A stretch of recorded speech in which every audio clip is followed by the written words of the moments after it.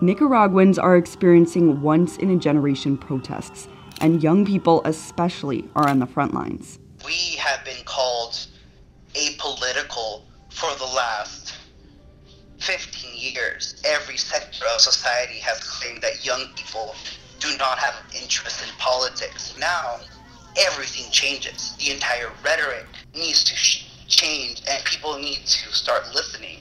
A lot of the images coming out of Nicaragua show deadly protests centered around the government's now rescinded plan to overhaul its social security system, a change which would have affected pensions and salaries. But protesters' grievances go beyond that.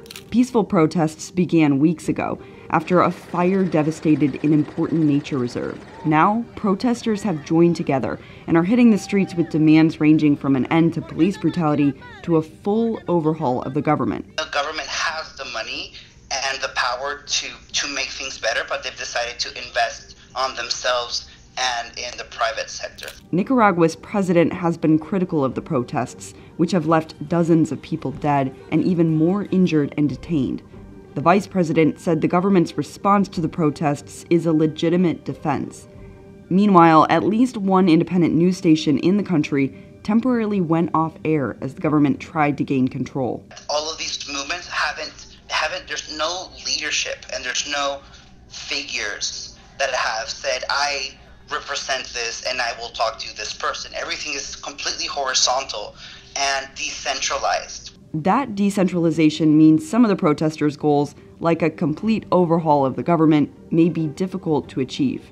There is no clear opposition that can join all of these different sectors together in a common platform. For older Nicaraguans, the current protests might bring to mind the country's revolution in the late 70s and early 80s. So what's next? Protests likely won't die out anytime soon. The U.S. government released a warning to people traveling to Nicaragua and ordered U.S. government workers stationed in Nicaragua to leave. If everything calms down today, it's going to reemerge in a couple of weeks. Or it's going to reemerge at different sectors at different moments until something happens.